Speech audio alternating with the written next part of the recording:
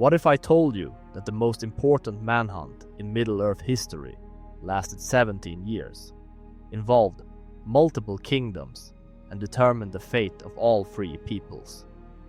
The Hunt for Gollum, a story that Tolkien called essential to understanding the War of the Ring, yet one that most fans only know fragments of. This isn't just about tracking down a miserable creature through marshes and caves.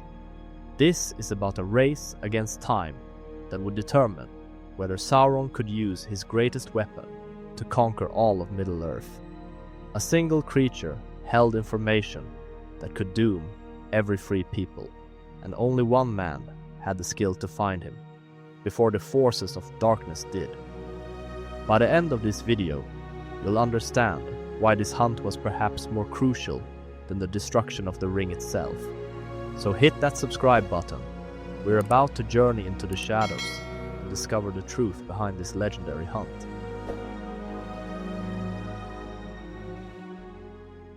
Our story begins not with the hunt itself, but with a growing unease in the mind of Gandalf the Grey. For decades after Bilbo's adventure, the wizard carried a nagging doubt about the true nature of the ring his hobbit friend had acquired. The story of how Bilbo obtained it had changed over the years, and Gandalf's sharp mind had noted every inconsistency. The creature Bilbo had encountered in the goblin tunnels, this Gollum, had exhibited behaviors that troubled the wizard. The way he spoke to the ring, the desperate hunger in his voice when he realized it was gone, and most importantly, the unnatural longevity it seemed to grant him. These weren't the properties of a simple magic ring. The turning point came when Gandalf finally convinced Bilbo to test the ring in the fire at Bag End. As the black speech appeared on the Gollum band, written in the letters of Mordor, Gandalf's worst fears were confirmed. This wasn't just any ring of power. This was the Master Ring, the One Ring of the Dark Lord Sauron. But with this revelation came a terrifying realization. If Sauron had returned, as rumor suggested, he would be searching for his lost ring with every resource at his disposal. And there was one creature who knew exactly where it had gone, Gollum, who had encountered Bilbo in those dark tunnels and had undoubtedly been tormented by the loss ever since. Gandalf understood that finding Gollum wasn't just about satisfying curiosity about the ring's history. It was about preventing a catastrophe. If Sauron's servants found Gollum first, they would learn not only that the ring still existed, but that it was in the possession of a hobbit named Baggins in a place called Shire. The implications were staggering. The entire might of Mordor would descend upon the peaceful Shire, and all hope would be lost. The wizard knew that time was running out. Every day that passed was another day that Sauron's influence grew stronger, his servants more numerous, and his search more systematic. The hunt for Gollum wasn't just beginning, it was a desperate race against the forces of darkness. When Gandalf approached Aragorn with this mission, the future king understood its importance immediately. This wasn't a typical ranger task of protecting travelers or scouting orc movements. This was perhaps the most crucial mission in the history of the North, though its significance would remain hidden from most of the world. Aragorn brought unique qualifications to this hunt. As a ranger of the North, he had spent decades tracking through the wild lands of Middle-earth. He knew the hidden paths, the secret ways, and the forgotten places where a creature like Gollum might hide. More importantly, he understood stealth and patience, qualities that would prove essential in this long pursuit. Tracking Gollum presented challenges unlike any other hunt Aragorn had undertaken. This wasn't a typical creature with predictable behaviors. Gollum had lived for centuries, developing cunning and survival instincts that bordered on supernatural. He was intimately familiar with the dark places of Middle-earth, having wandered them for decades after losing his precious ring. The creature's physical capabilities were also formidable. Gollum could climb sheer rock faces, swim through underground rivers, and survive in conditions that would kill ordinary beings. His corruption by the ring had given him an unnatural vitality and endurance. Moreover, his paranoia and constant awareness of being hunted made him an incredibly elusive target. Aragorn's hunt began in the Gladden Fields, where Gollum had lived for so long. The ranger had to piece together a trail that was years old, relying on subtle signs and the testimonies of the few creatures brave enough to speak of the strange, fish-eating thing that had haunted the marshes. The investigation revealed a pattern of movement that spoke to Gollum's tormented state. He had wandered aimlessly at first, driven by grief and rage over his lost treasure, but gradually his movements had become more purposeful, suggesting he had begun actively searching for clues about where his ring had gone. What many don't realize is the sheer scale of this hunt. Aragorn's search took him across thousands of miles of Middle-earth's most dangerous terrain. He followed leads through the misty mountains, into the depths of Mirkwood, and through the marshlands of the Anduin. Each false trail meant weeks or months of careful tracking, only to discover that his quarry had moved on. The ranger had to be incredibly methodical. He couldn't simply rush from place to place, hoping to stumble upon Gollum. Instead, he had to understand his quarry's psychology, predict his movements, and position himself along the paths Gollum was most likely to take. This required not just physical endurance, but mental discipline of the highest order. To truly appreciate the difficulty of this hunt, we must understand what drove Gollum during these years. The creature wasn't simply wandering aimlessly, he was consumed by a singular obsession that had warped his very being. The ring had been his precious for centuries, and its loss had left a void that nothing else could fill. Gollum's torment went beyond mere desire. The ring had become part of his identity, his reason for existence. Without it, he was incomplete, a fragment of what he had been. This psychological state made him both predictable and unpredictable. His movements were driven by his obsession, but his actions were often erratic and desperate. Despite his mental deterioration, Gollum retained formidable survival instincts. Centuries of living in the wild had honed his ability to detect danger and evade capture. He had learned to read the subtle signs of pursuit, to identify safe hiding places, and to move through terrain that would challenge even experienced hunters. His paranoia, while a symptom of his mental state, also served as a defense mechanism. Gollum assumed everyone was potentially hunting him, which made him incredibly cautious and difficult to track. He would double back on his own trail, hide in places no sane creature would consider, and emerge only when absolutely necessary.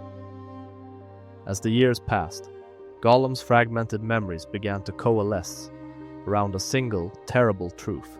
He remembered the riddle game, the invisible thief, and most importantly, the word that had escaped his lips in his rage, Baggins.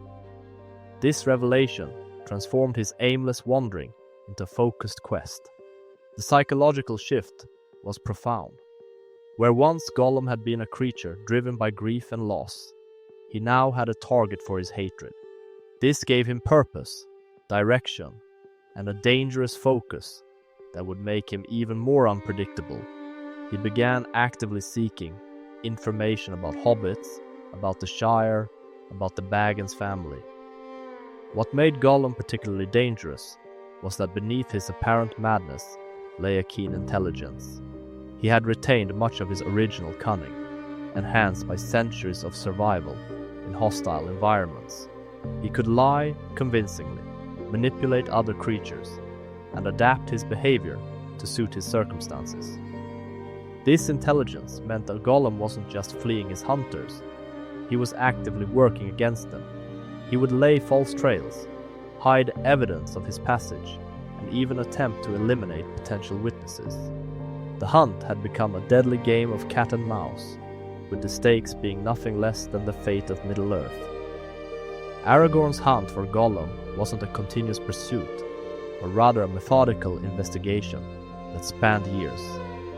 The ranger would spend months following a particular lead, only to discover that his quarry had moved on.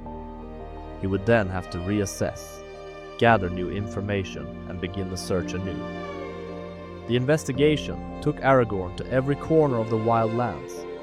He questioned the Beornings about strange creatures seen near their borders, consulted with the elves of Rivendell about suspicious activities in the mountains, and even ventured into the more dangerous regions where few dared to tread.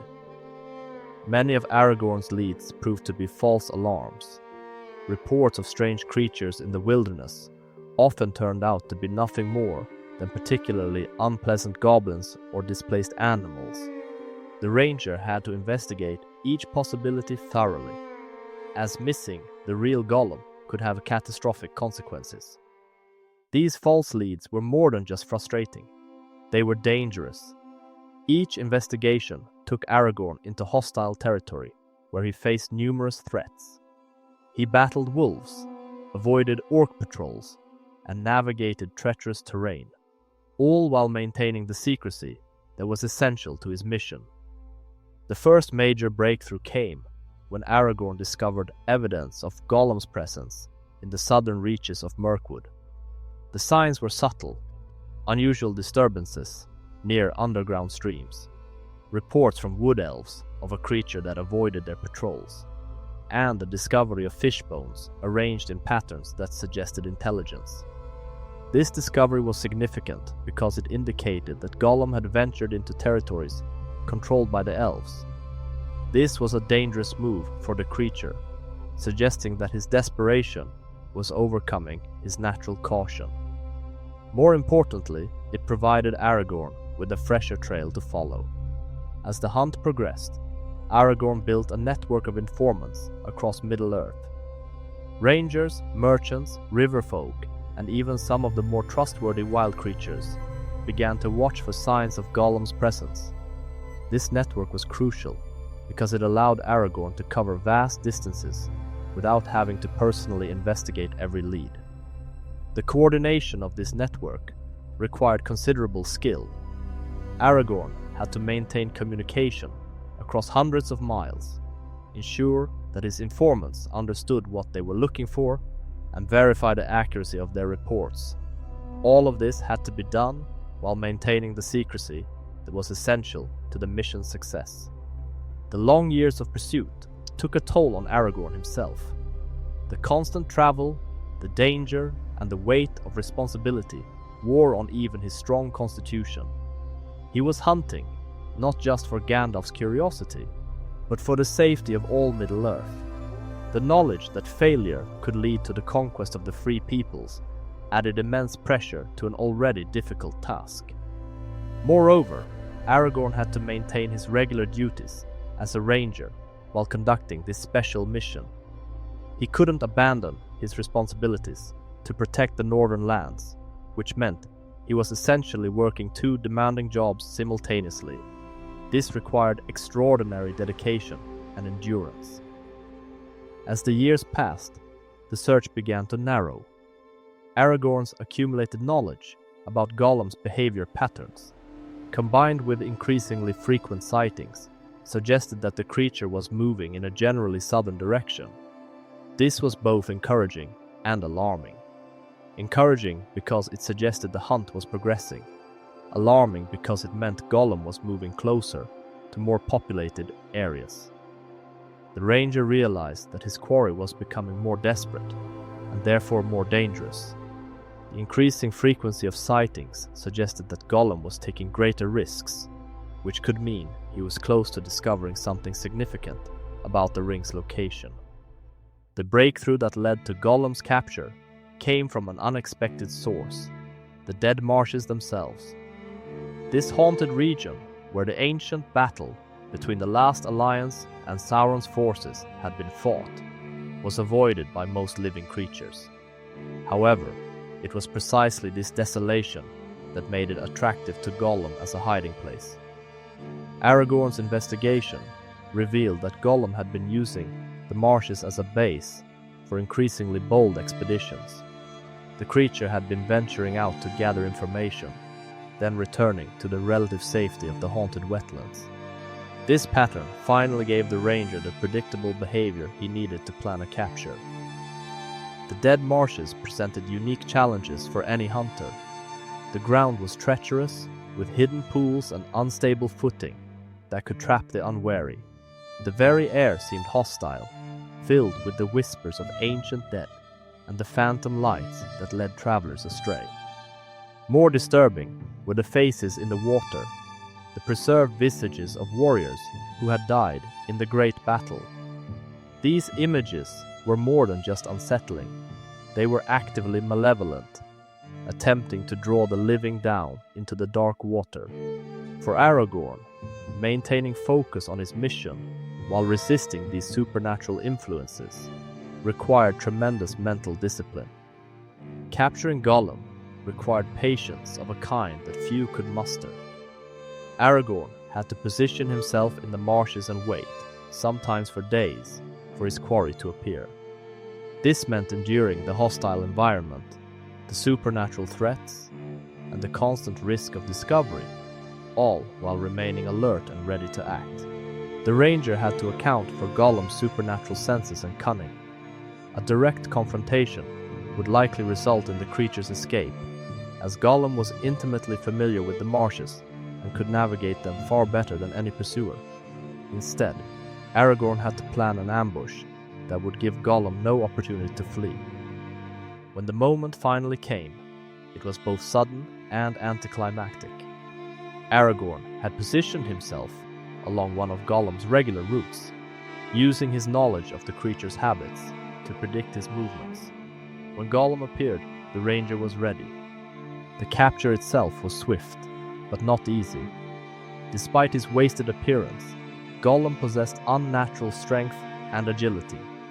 He fought with the desperation of a creature who knew that capture might mean death. However, Aragorn's preparation and superior equipment gave him the advantage he needed. More than just a physical capture, this moment represented the culmination of years of patient investigation and pursuit. Aragorn had successfully tracked one of the most elusive creatures in Middle-earth across thousands of miles and countless obstacles. The psychological satisfaction of this achievement was significant, but it was overshadowed by the knowledge that the real work was just beginning. The capture of Gollum wasn't an end but a beginning. The creature now had to be transported to safety, interrogated and kept secure. Each of these tasks would present its own challenges, and failure at any stage could undo all of Aragorn's hard work. After his capture, Gollum was taken to the stronghold of Thranduil in the Woodland Realm. This choice of prison was carefully considered. The elves had both the power and the knowledge necessary to contain a creature corrupted by the ring. Moreover, their realm was far from the growing influence of Mordor, providing a secure location for the crucial interrogation. The prison itself was unlike any dungeon in Middle-earth. The elves didn't rely on crude stone walls and iron bars. Instead, they used their deep understanding of living wood and growing things to create a prison that was both beautiful and inescapable. The very trees that formed the walls were alive and aware, making escape virtually impossible.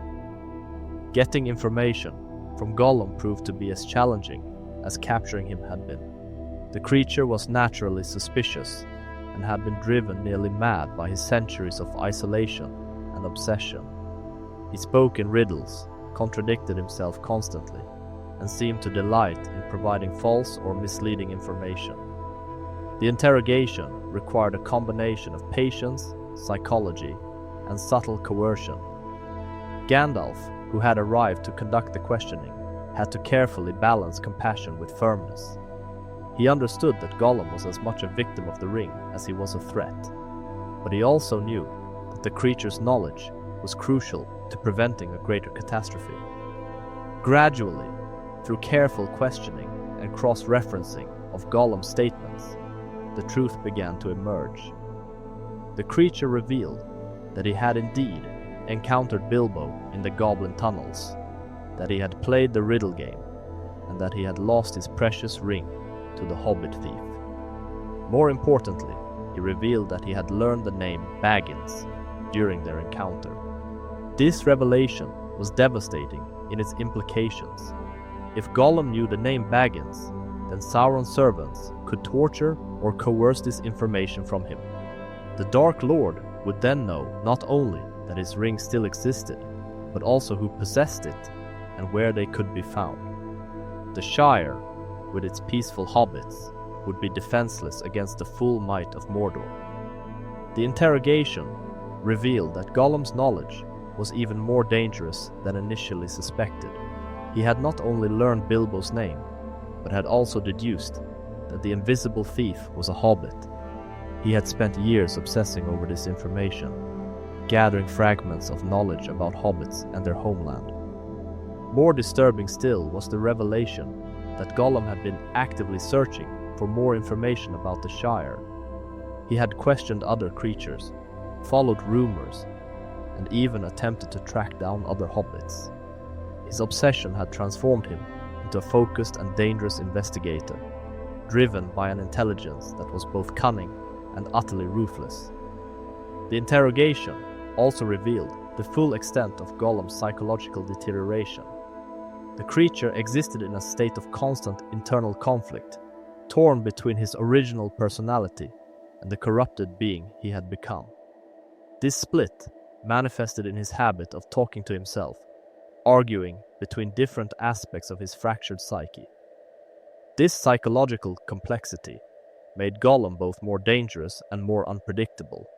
He was capable of genuine remorse and even kindness, but these qualities were constantly at war with his obsession and his capacity for violence.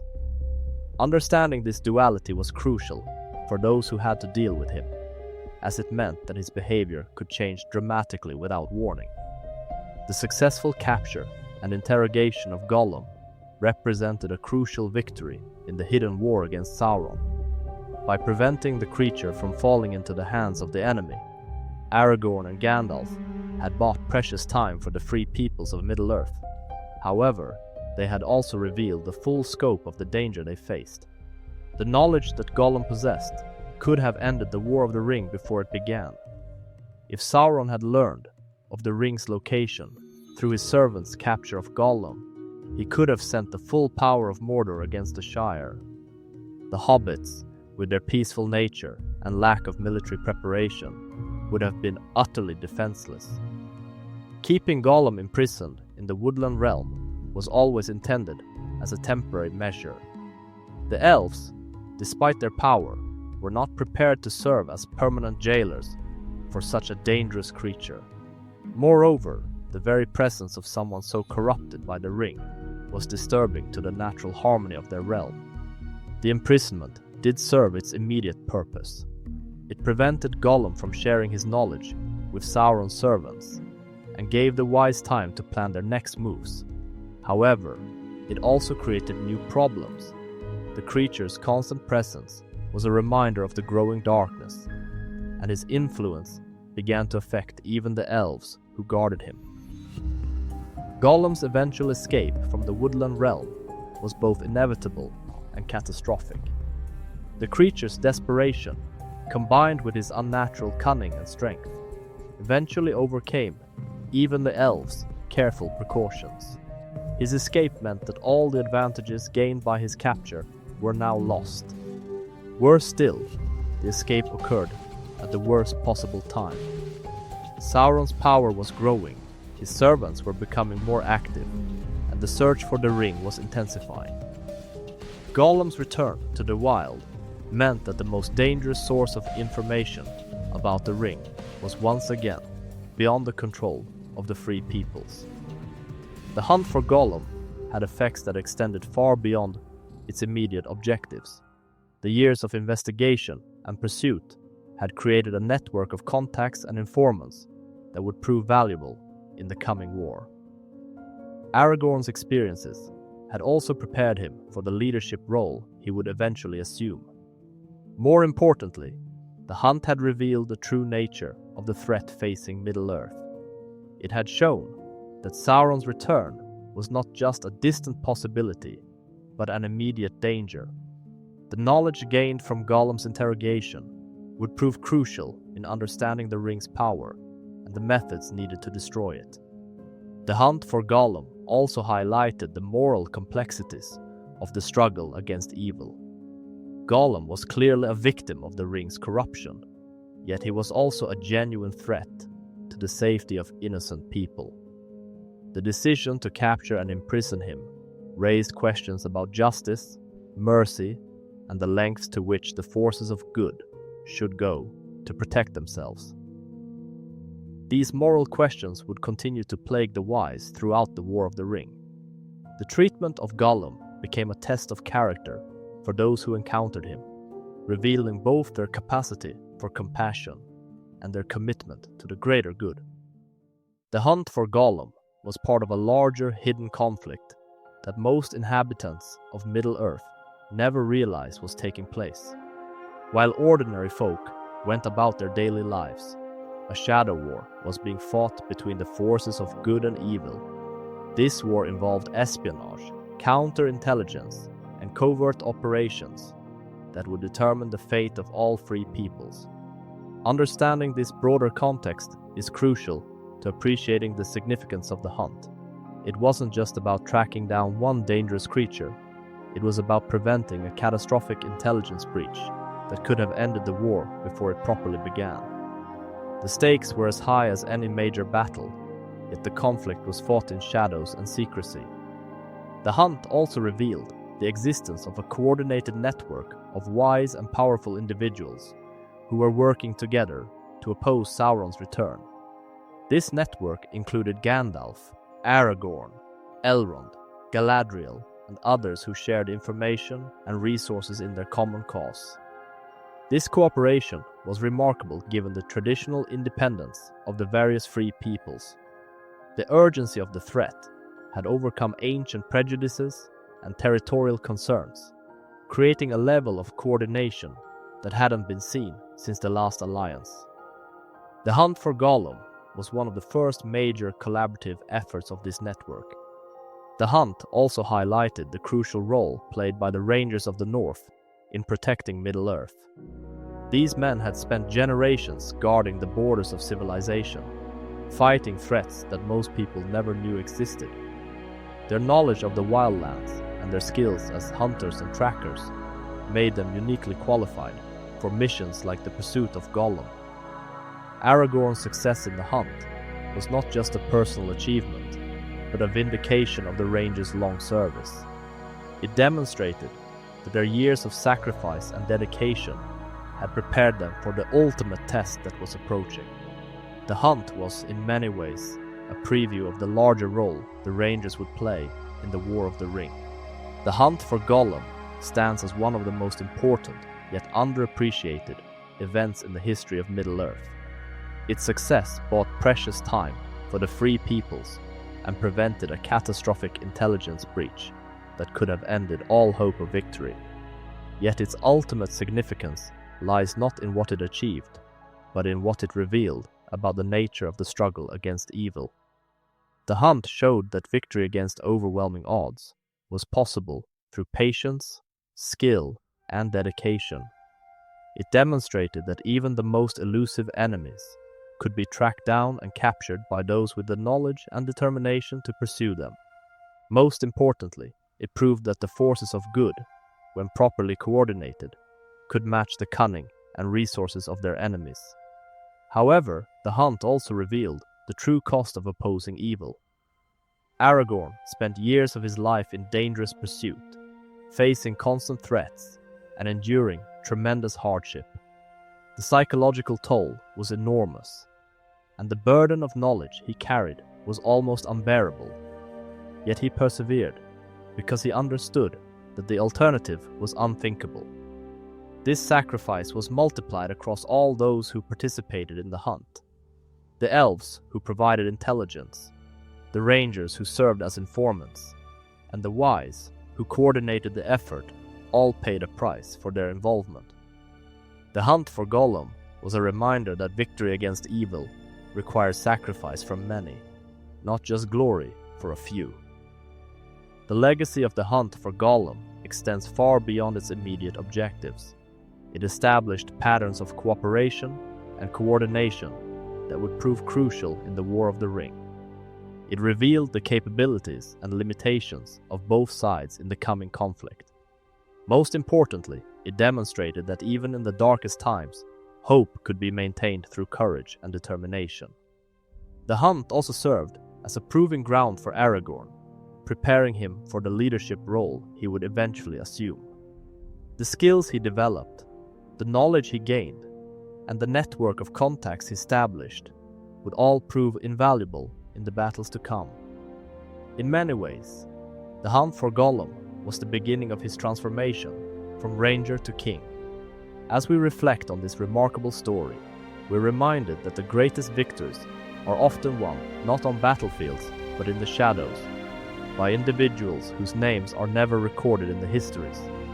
The hunt for Gollum was such a victory, a triumph of dedication over despair, of skill over cunning, and of hope over fear. The next time you read about the War of the Ring, remember that it was made possible by 17 years of patient hunting in the wild places of Middle-earth. Remember Aragorn's dedication, Gandalf's wisdom, and the sacrifice of all those who participated in this crucial mission. Their success made possible the ultimate victory of good over evil, and their story deserves to be told and remembered.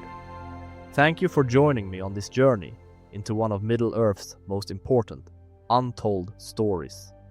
If you enjoyed this deep dive into Tolkien's legendarium, make sure to subscribe and hit that notification bell.